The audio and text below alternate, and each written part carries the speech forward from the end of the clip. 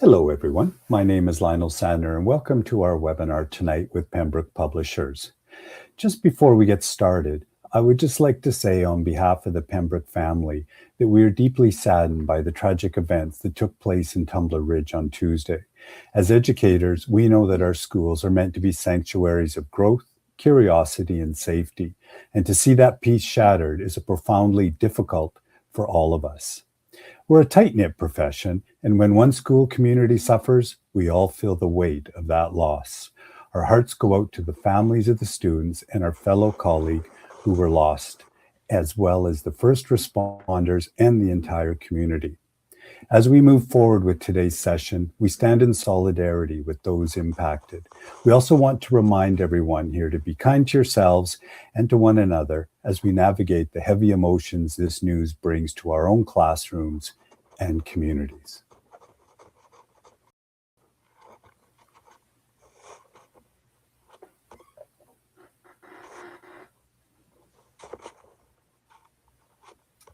And now, to get us started this evening, I would also like you to know that together we are representing communities from across Canada, and I invite you to reflect on the territory from which you are joining us today as I acknowledge the traditional land where Pembroke Publishers' office is located in Toronto, Ontario.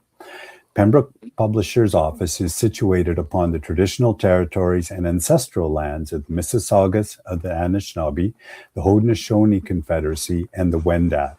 We recognize the significant contributions of Indigenous peoples and seek a new relationship with First Nations, Métis, and Inuit peoples. Their enduring presence continues to enrich the vibrancy of all our communities.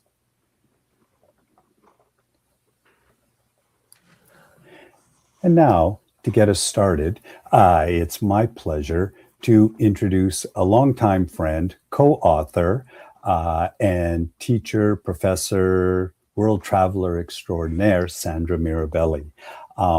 It is a pleasure tonight to have you here, Sandra. And I know your last book was with me as a co-author, so I'm a bit biased there. But you branched out onto your own, and we're looking at tonight vocabulary in the content areas.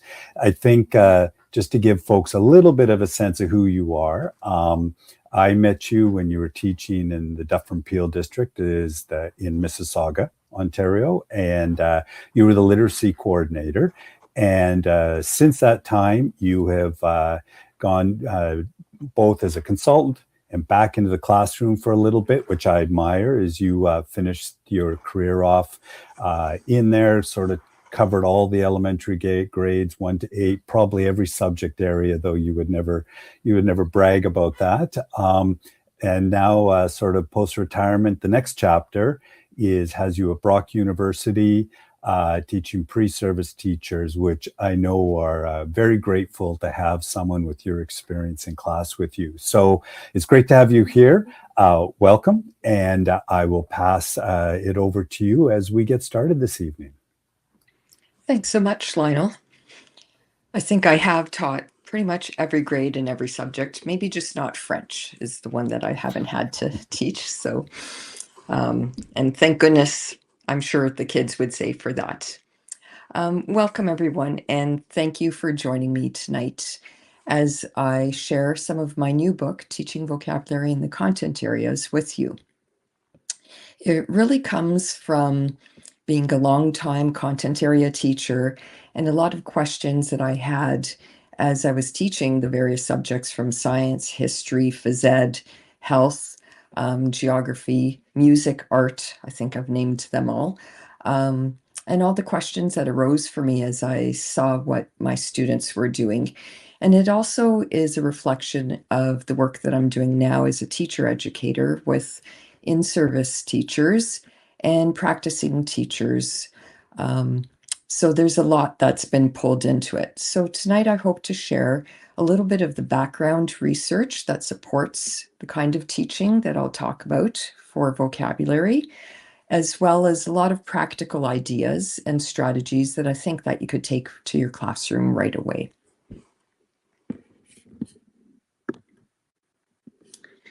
So we teach the words, but students aren't using them. I've had a lot of teachers that I work with share that idea with me. As content area teachers, we know that and we recognize the vocabulary is really important, and it's a part of the content that is part of teaching content areas. And yet we plan for it, we teach it, and when students are talking or writing or trying to make sense of complex texts and concepts, the vocabulary doesn't always kind of come through or show up in what they're doing. So tonight I want to zoom out for a bit and think about what effective vocabulary instruction can look like in the content areas. And I have to share from my own classroom experience that sometimes new and unfamiliar vocabulary doesn't even spark curiosity in students. And so that became my starting point. I remember when I was teaching grade 8, my students were going to be introduced to a lot of new vocabulary in the upcoming science unit. And so my grade partner and I decided that to get them familiar with some of that vocabulary, we'd use the cell organelle names as passwords to enter the classroom for the week before we started the unit. So students came in every morning and they pronounced words like mitochondria, ribosome, Golgi apparatus, endoplasmic reticulum without a problem. Actually, they probably did better than I would have done on a first attempt. But I was surprised because I asked and no one ever stopped to look up any of the words that they had just repeated back to me. And they weren't really curious about what they meant.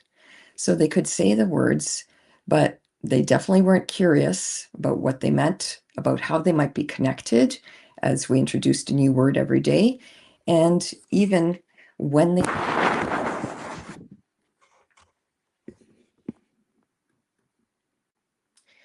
So I'd like to start by taking a poll and getting us to think about what's getting in the way. So when students don't use the vocabulary we teach, what's going on? And if you go to the red dot above the polls next to the chat, you can access the poll there, I believe.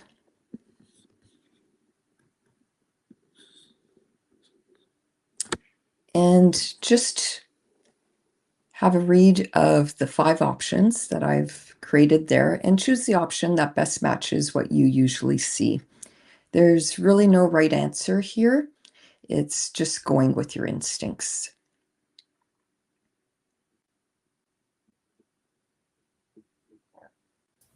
Sandra, I also set up the poll so that you can answer more than one if you like. So just so folks know, Okay, it's not great. limited to just one this time. Perfect.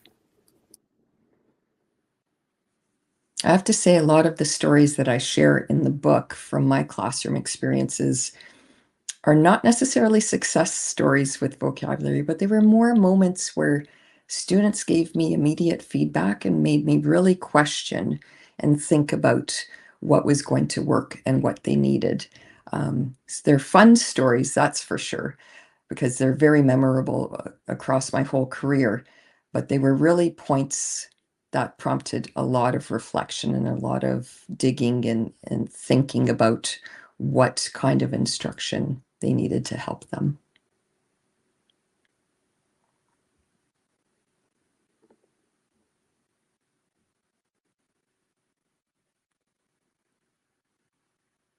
So a lot of people are talking about or thinking about more practice and about really understanding what the words mean in context.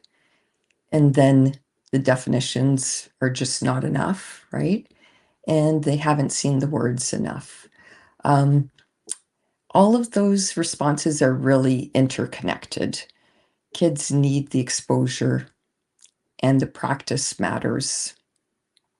But without understanding how words work in context, those experiences don't always transfer.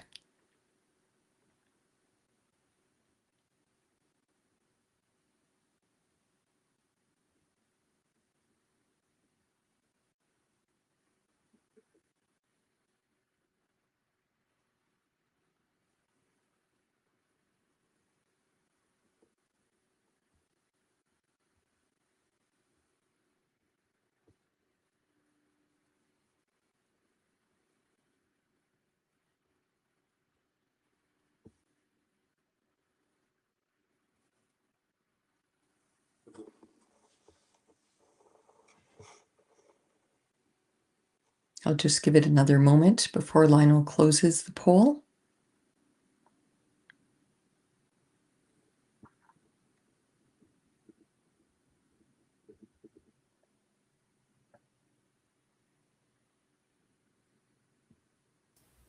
I'll close it now, Sandra.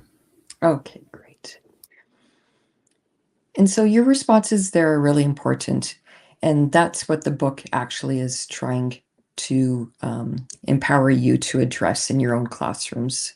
I wrote the book with the intent of it being an all-in-one guide that provides you with the research, highlights some of my experiences and the experiences of teachers that I work with, so that any teacher of grade 4 to 10 that teaches the variety of subjects that we teach and are responsible for could address vocabulary development in very intentional ways.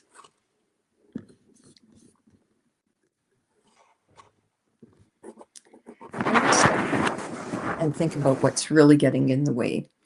You'll notice that I X'd out things like lists and memorization and testing. Those aren't what's really preventing students from using the vocabulary. It's really a deeper issue. It's that students don't often have enough exposure to understand how the words that they encounter in the different content areas work. And that academic and subject-specific language that they experience in history and geography and science, for example, in math, is very dense. It's, as you can see in the far right, really shaped by the context. And sometimes it can be just as simple as the context of a different subject, never mind a different text. It's also created from a variety of word parts. So a lot of the words that they encounter are multisyllabic, and they're morphologically complex. And those are the kinds of words that older struggling readers struggle with the most when they're reading. So it's definitely worth our time and effort to be very intentional in how we teach those words. A lot of the words in the content areas are polysemous. And I know that might be a new word for some people, and I'm going to leave it there for a bit, but we're going to come back to it. Those words represent complex concepts, and they carry real nuances in terms of their shades of meaning and their connotations. So why does this all matter? Well, students come to school in kindergarten with very different experiences with words. Some of them have been swimming in language already, and others just haven't had those opportunities. And the research shows us that vocabulary knowledge does accumulate. So the more words you know, the more you can build on them. So that's where the wide reading and the multiple exposures really become powerful. And without intentional supports, those differences in their lexicon really widen. And that's what the research calls the Matthew effect. The students with rich vocabularies get richer, and the students with poor vocabularies actually get poorer. And all this impacts the background knowledge that we can build with students, the understanding of the text that they're reading, and ultimately their student success in school. So how does the book support vocabulary learning? Well, it takes a deep look at those challenges that vocabulary presents in the content areas by treating vocabulary as a learning process and not just a one-time event. So first, it helps us as teachers help our students notice the kinds of words that matter in math or science, history or geography. And then it supports us in unpacking, excuse me, those words through explicit instruction and word-solving strategies. It moves us through that gradual release of responsibility from an I do to a we do and then a you do. And finally, I've included a lot of supports in the book that help us create intentional opportunities for students to use the words so that they transfer, they connect, and they stick.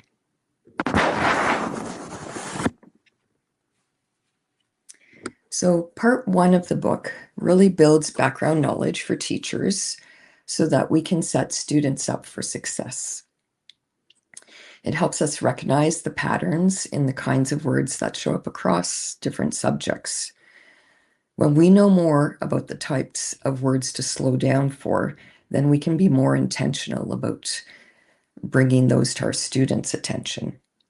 The bullet points on the right give you a sense of what I've included in part 1 for your own learning. And tonight I'll really spend some time with the 2 highlighted points there to give you a good sense of them. But keep in mind that I've included things like talk, because talk structures really can help nudge students to use that vocabulary more.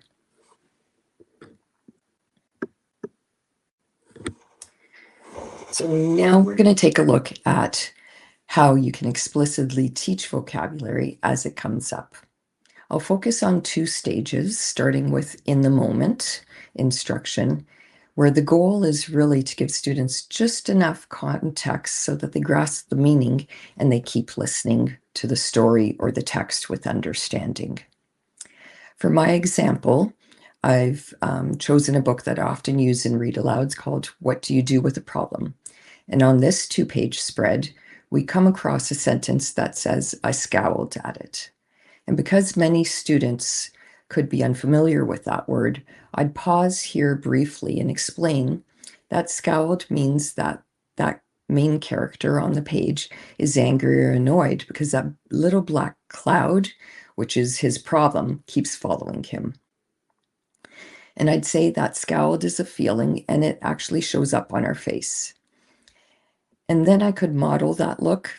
I could invite students to say the word and try a scowled expression themselves.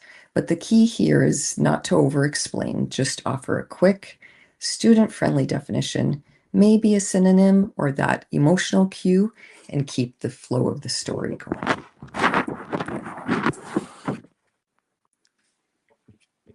After reading, we'd take some time to deepen understanding of the word, and we'd revisit it. I'd display it. I'd say it. I'd remind students that scowled is a verb, and I'd point out that the suffix ed at the end tells us that it's in past tense, and that, again, reminding them it's that expression on our face that sometimes shows we're annoyed or we're angry.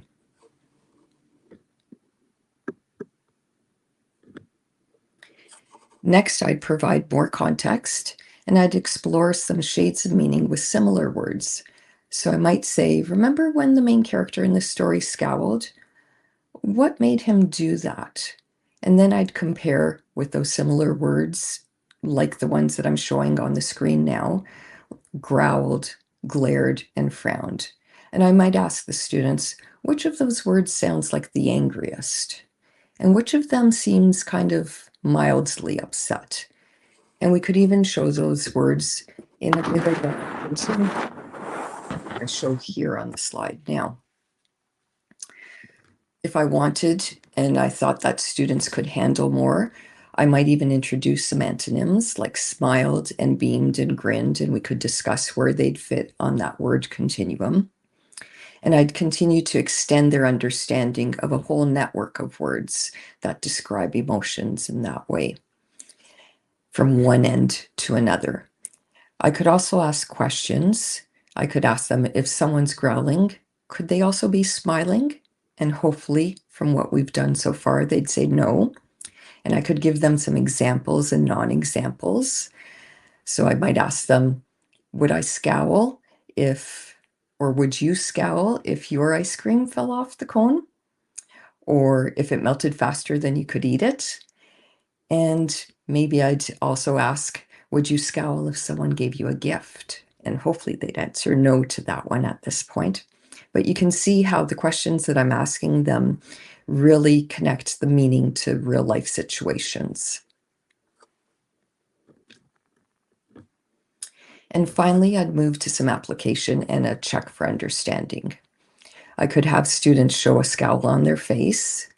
I could ask them if they could think of a reason a character in another story that we've read might scowl. And as an extension, I could have students go and find some visuals that represent each of the words on our word continuum.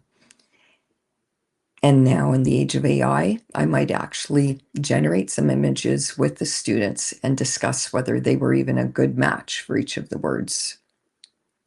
So the key in the explicit teaching is really to guide students from the original context in the text while we were reading to some personal connections, and then start them to make some comparisons and some contrasts and to apply those words. And it's all done in a quick, interactive kind of sequence that deepens their understanding of the word without slowing down the story in the moment.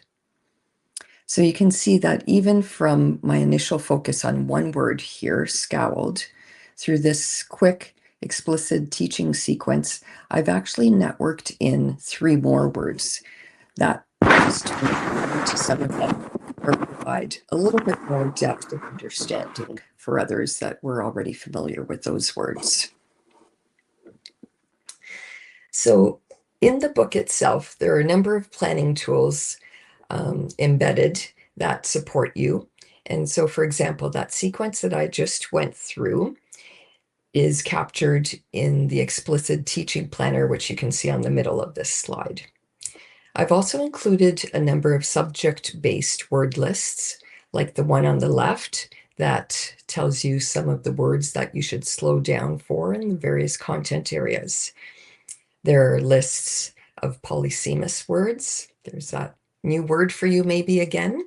And there are lists for common roots across the different subjects and disciplines that we teach, and all sorts of other lists. And I kept them fairly short. I didn't feel they needed to be exhaustive because honestly, I felt like once you saw the lists and you looked towards your own subject area, that you'd really be able to spot all sorts of other high leverage words in the text you were using because you are the subject area and you have been teaching that subject throughout the year.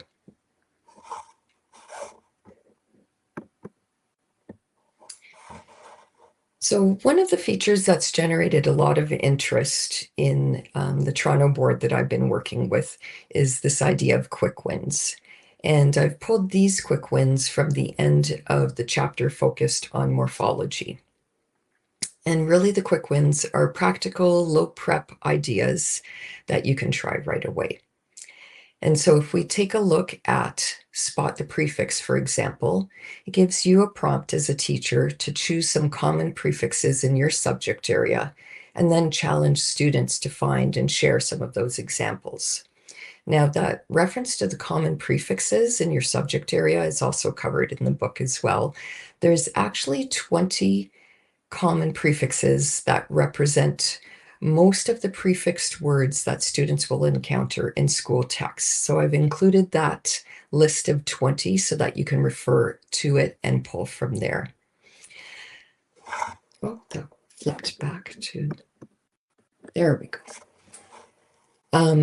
The suffix switch up really gets you to work with students and think about how suffixes change the part of speech. And so you could do some sentence creation with the same word, but change its suffix so that students see that predict would be used differently than prediction and predictable. So they're looking at its function in the sentence and also its placement. And then the last one that I show there is the 2-minute word building. So in this short, quick win, kids like it because it's timed, right? So you can pull a morphology matrix from the internet, like the little chart that I have on the right-hand side there. There's all sorts of them already pre-built for you. And you ask students to take the base that's in the middle that you're focusing on and combine it with different prefixes and suffixes and different combinations and use the 2 minutes to create basically as many real words as they can. So it just gives them a lot of practice with putting word parts together, but it also helps them understand that all those word parts have a specialized meaning, and together they create all sorts of words that we see in the content areas.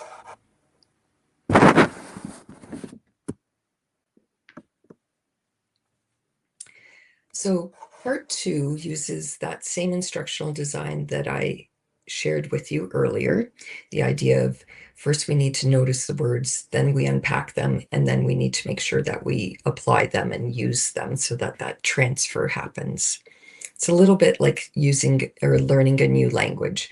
If you're not using the words, then it's really, you haven't learned the language to its fullest. And so depending on what our students already know about the key terms that we've been focusing on in our unit, let's say we've picked 10 or 12 that throughout the unit we'll focus on, we can use the strategies in part 2 for modeling or guiding, deeper thinking about the vocabulary, or we could have students use them so that they're working towards that independent word solving.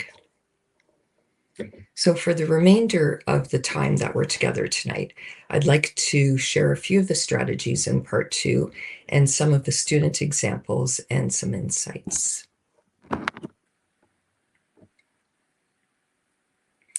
So the See, Think, Wonder strategy works well with any text, really, but in particular in the classroom, I like to use it with news articles that were tied to the content I was teaching or the unit I was teaching, or current events that I knew my students would find interesting and would create a good dialogue within the classroom. As an example, I pulled an article about the recent jewel theft in the Louvre, and I used it with some intermediate students that I see and work with. And so I had them identify some of the new or unfamiliar words, just a couple, 2 or 3, that they found within the text. And so you can see on the screen that brazen was new to them, and so was the word audacious. And so they followed through the think part. So were there any clues within the word that could help them figure out what it means and give, at this point, some wonderings around what they might be unsure of. Perhaps there weren't many clues in these particular words that they could connect to. But I have to say that over the years, I found it better to start by having students read the text and briefly summarize what they do know about the text first. So this kind of flips the focus from starting with the unknown to start with the known. And it just gives them a big picture of the article and helps them place that word solving of the unfamiliar words into a much kind of easier process or feel. So after students have shared their thinking, I provide clear definitions and I invite them to look for these terms in current news and the media. And the questioning and wondering phase I really like with this strategy because it builds that habit of critical thinking that's so important with all the digital news that comes at us 24/7 nowadays.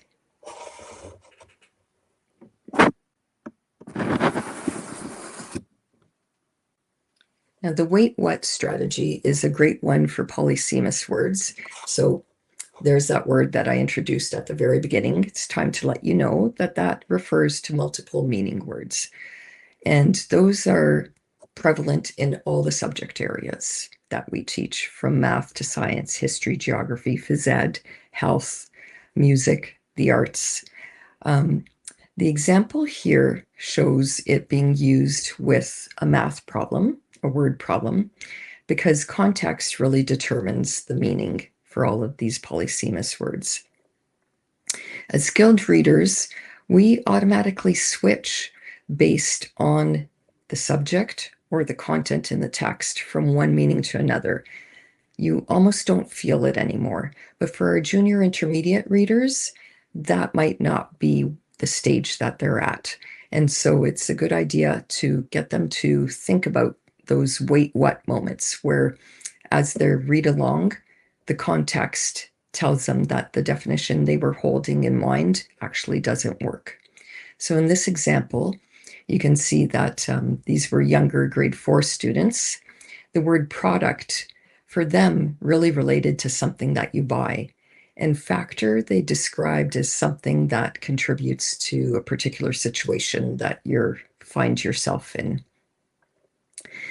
And so you could see that it's helpful to actually get them to pause and to start to recognize that wait, what moment where things don't actually work, so that they can correct and ask the questions that they need to. The word cloud on the right of the screen actually shows a number of polysemous words that do double duty. They have everyday meanings and they have academic meanings. And in the book, there are a number of charts by subject area that make visible all sorts of words in each subject that have this same double duty. I think that once you see the examples that I've pulled out, you'll be able to pick them out of your own text really easily again as well. But I thought at this point I'd stop and we'd look to the chat and have a little bit more interactivity. And so what I'll ask you to do is to take a look at the word cloud and choose one of the words in there that you recognize, maybe from a subject you're currently teaching in a text that you've used lately, and share that word, and then share the everyday meaning and the subject-specific meaning that it carries.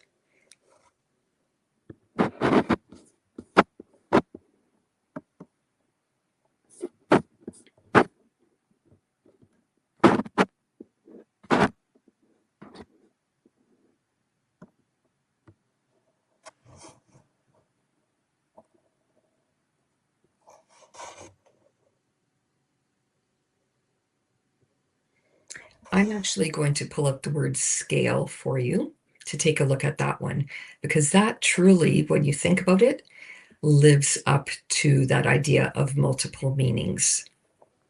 So when I was thinking about it and when I was writing, that book, or that word scale, first popped into my head in terms of science, because I spent a lot of time teaching science. And I know that in science, that could mean a tool that we use to measure mass or weight. But if we're talking biology, it could actually be the scales on a fish. When I thought about geography, I know that students would talk about the scale on the map and recognize that. And in math, again, it would be a tool for measurement, or it could be a ratio that compares the size of two objects. And then I thought about phys-ed, and I thought, well, scale then becomes a verb. And so now we're talking about scaling a mountain or scaling the wall. And with my little bit of music experience from when I was much younger, I remember having to practice the scales. So there's a lot of words here and a lot of flexibility that kids have to have in terms of knowing the context we're in and how that word then takes on a different meaning. So thank you to those of you that pulled out words. Stephanie talked about table, which absolutely, and math becomes important to recognize, and Yvonne picked up on the same one as well. And Keith picked out odd, which every day is kind of strange, but in math, it actually refers to odd numbers. And then Sarah picked out current, which, could mean a current news article, but in science, it refers to electricity. So you can see just all the switches of thinking and the automaticity that we have to get kids to have in order to really understand what they're reading, and that vocabulary is an important part of that.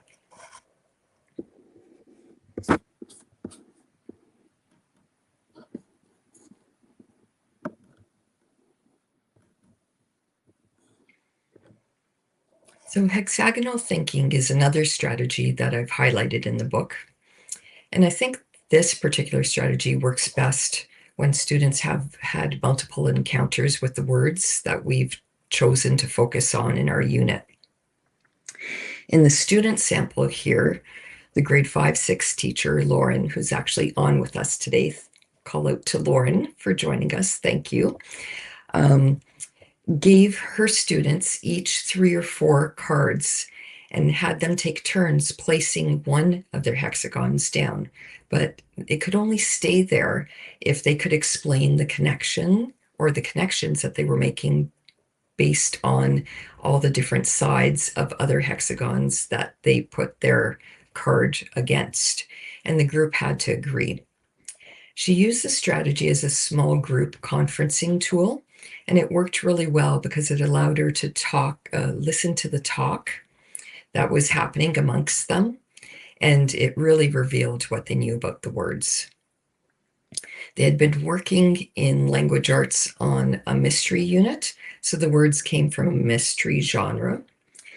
And it was interesting. I know you can't read some of the annotations that she put in to capture what the students were talking about, but all the concepts they decided really revolved around the idea of the crime scene. And so they did a lot of debating about where the other terms fit and how they relate to the crime scene. They had to reposition some words, and their thinking evolved as they went.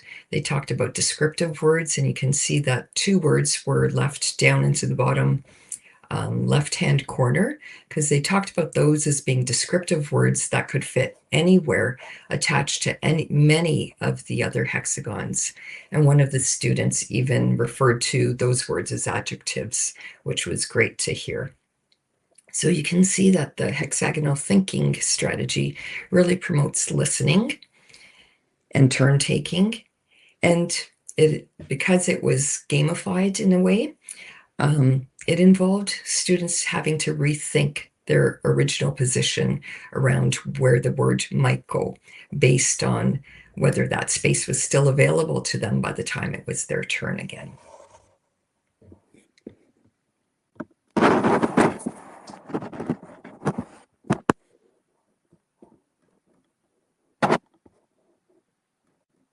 There we go.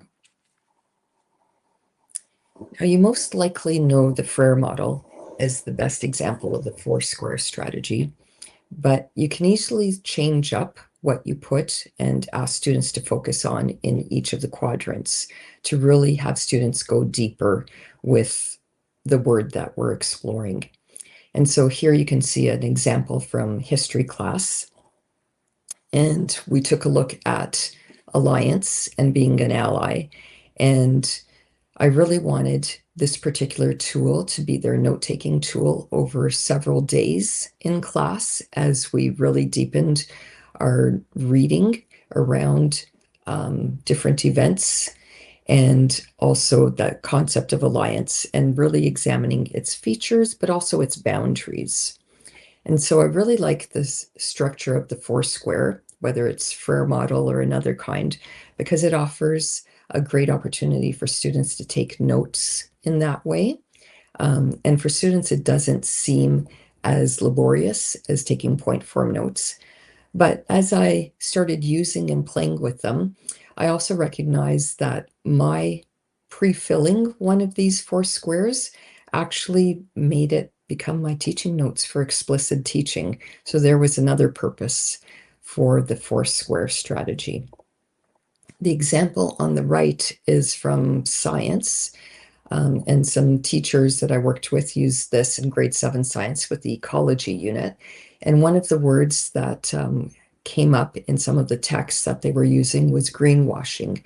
And so the word parts card, the specialized version of the 4-square strategy, works really well with some of these compound words that have a specific meaning when you take the 2 words apart, but then a very different meaning when they're put together to create a new kind of word. And so you can see the parts and meaning piece there and the very traditional kind of everyday view of what green means and what washing means.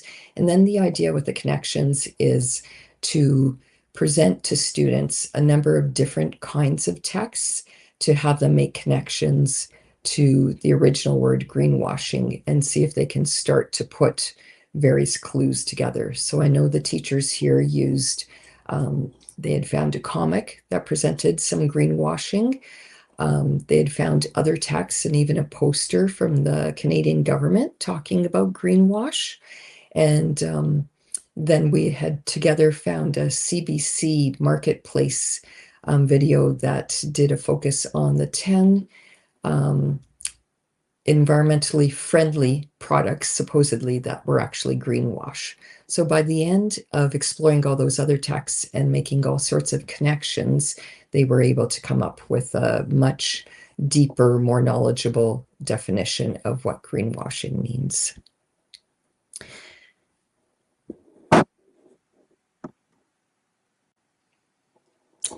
And so the last strategy that I'm going to highlight tonight is the 3D morphology strategy. And this has students exploring prefixes, those 20 most common ones that I talked about before that are supported in the book, and common suffixes with a given base. So here the base that students were given was scribe, but you could give them a base like struct for science. And the idea is for them to mix and match the prefixes and the suffixes with the base so that they create real words. It's another way to get them to think about those multisyllabic words and how they're built from parts. And like the morphology matrix in the quick wins that I shared with you earlier, you're doing the same kinds of things. And in the end, that morphology matrix makes a little more sense to them and they understand how it works. The other thing that's really nice about the 3D morphology strategy is that it reinforces spelling. So if they know how to spell the parts, then it becomes much easier if they hear a multisyllabic word to try to spell the whole thing. It reinforces pronunciation because, again, if you can say parts of the word, then you can put it all together a little bit quicker and a little bit more easily. And then it also reinforces meaning because when students have lots of practice with all those different word parts and what they mean, and they keep seeing them over and over again, then they start to realize that they can put those partial meanings together to get a better sense of what the full word means.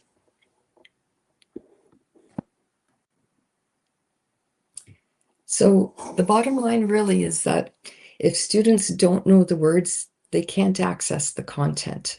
And the vocabulary is that key to accessing understanding and success in the content areas in our classrooms. If you think about a typical day for a grade 7 student, it might have them learning about planned obsolescence in science, and then switching over to learn about topography and geography. And then in math, they're looking at algebraic expressions. That's a lot of language over the course of a day. And it almost represents new languages in each of the subjects that they're studying. And the interesting or the other challenge of all of that is that often those words don't have simpler substitutes. So we can't swap out a word like photosynthesis or perimeter or perspective without losing some of the meaning.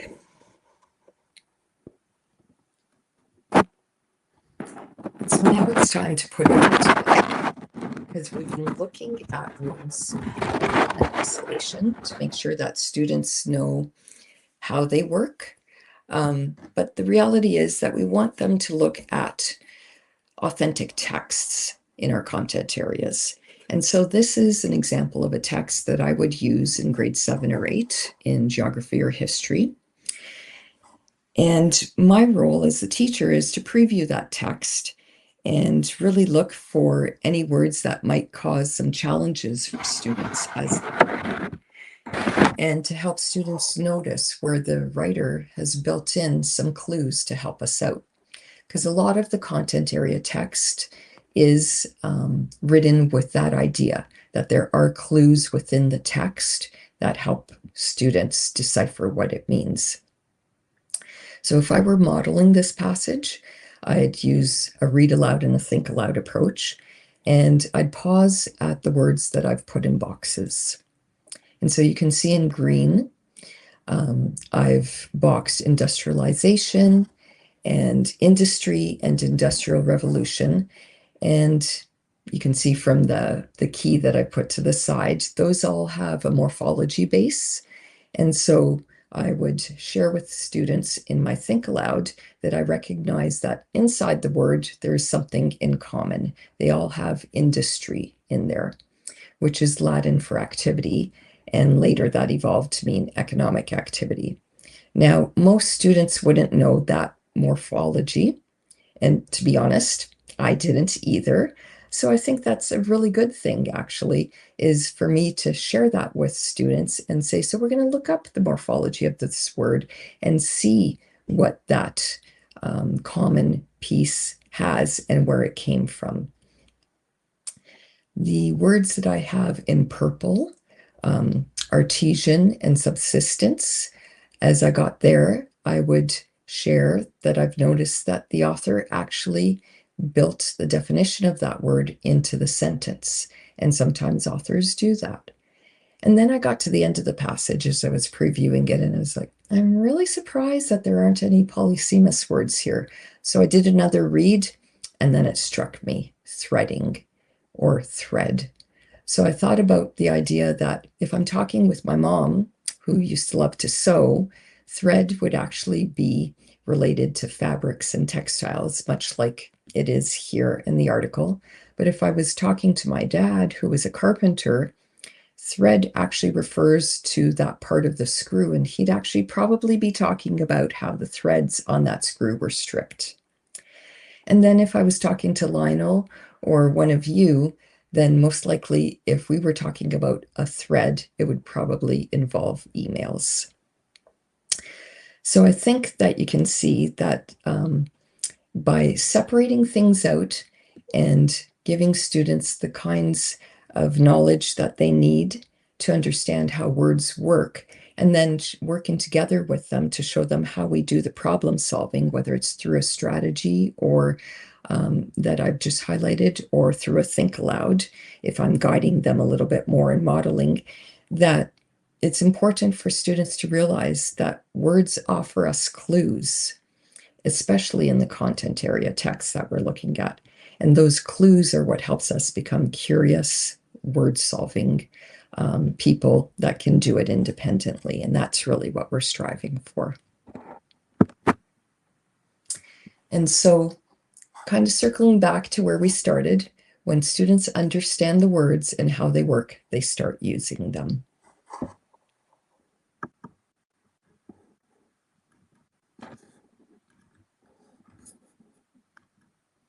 And so with that, I want to thank everybody for joining me tonight. I've got all my contact information on there, so please feel free to reach out at any time. I'd love to hear your stories about vocabulary in your classroom. And if you try out any of the strategies that I've highlighted tonight, or try other things out in the book, I'd love to continue the conversation with you. And with that, I'll turn it back to Lionel. That was great. Thank you, Sandra. It's there's a lot there. It's I think oh, there's your paper moving again. It's there we go. I should point out what you showed there was just a piece of what's in the book. Like that's not everything that's in the book, correct? Did I have that right? Absolutely. Yeah. Okay. So as you were talking, I saw, okay, so you modeled the explicit instruction, and then you sort of went through the quick wins and then the strategies. The difference in your mind between the quick wins and the strategies?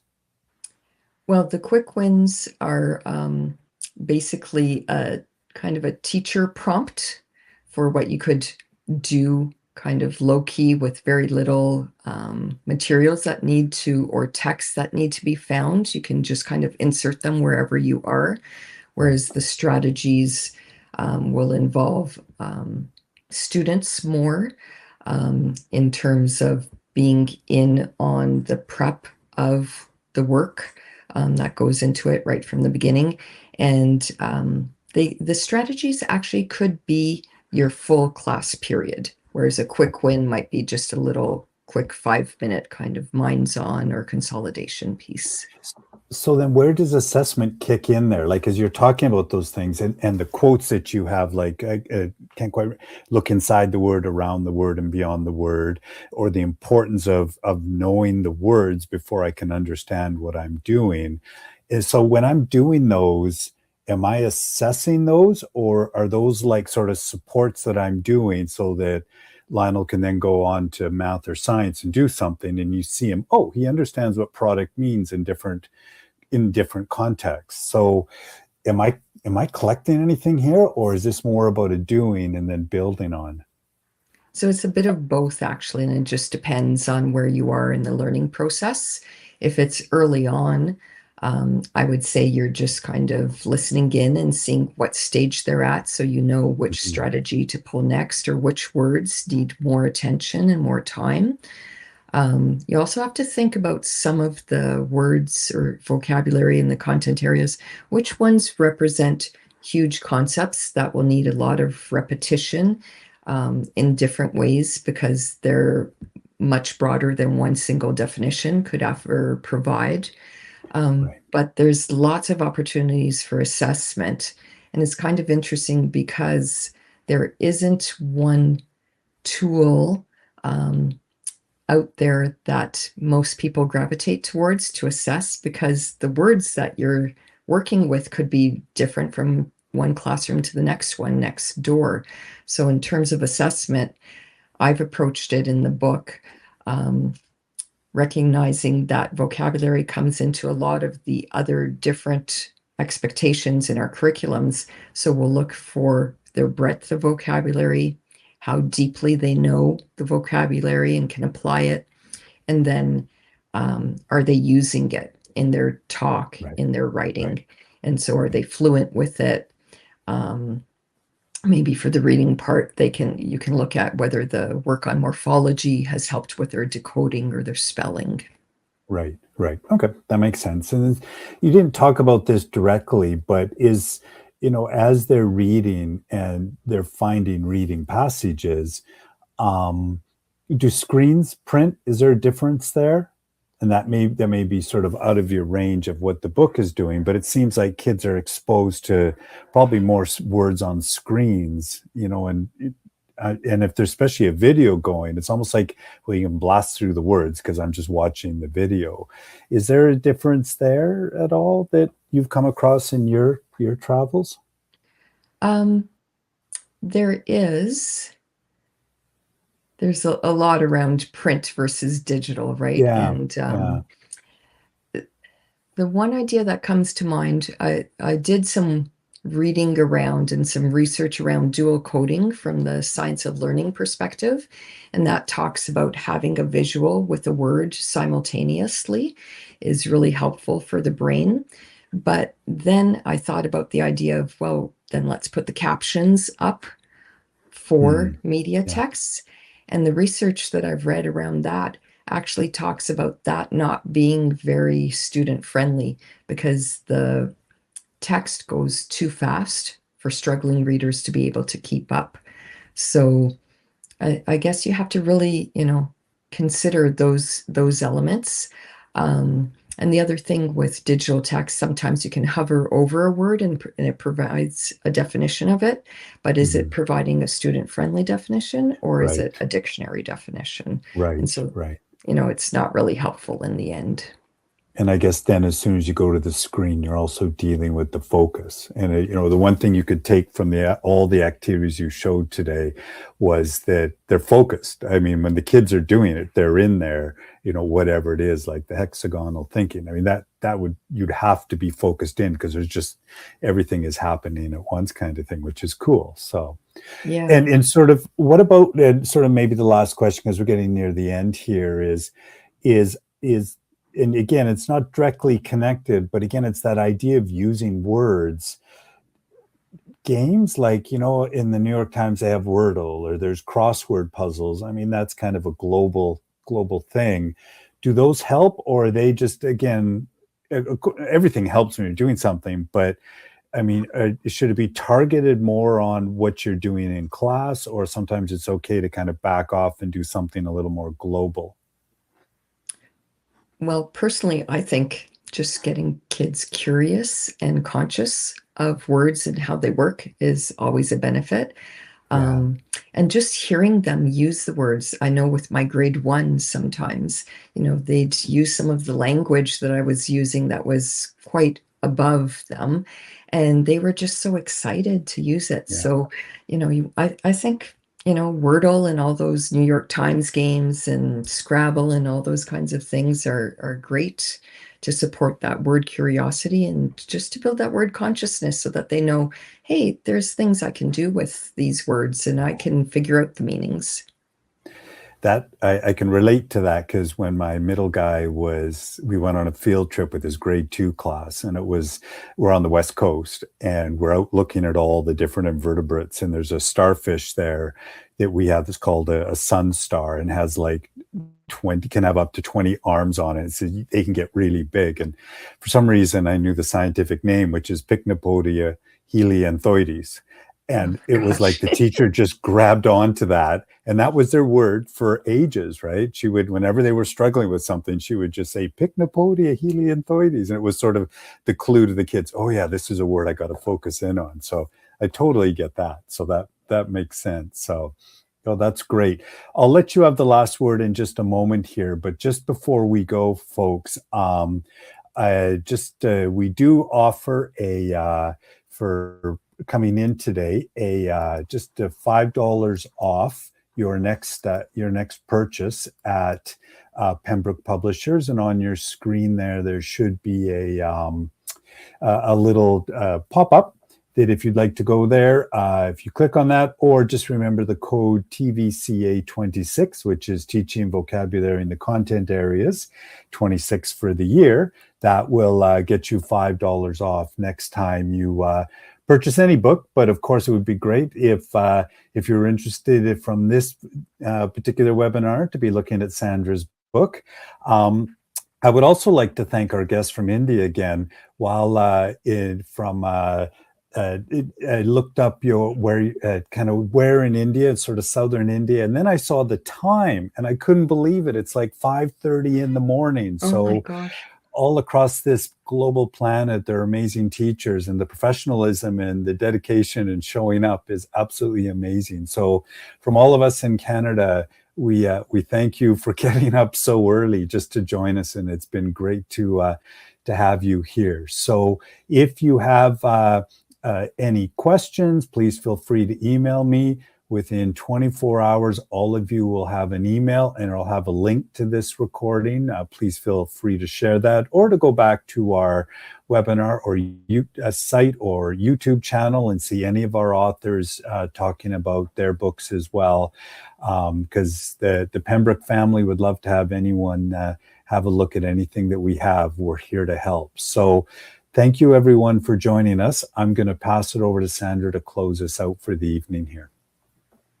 So thank you to everyone for joining us. Shirin in India, thank you.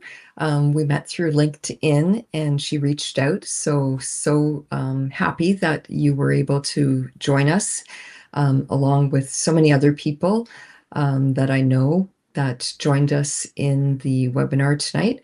I hope you have lots of time to collect words and enjoy the words with your students, and just practice words and look for some interesting words that kids would like to explore, and just get curious about them.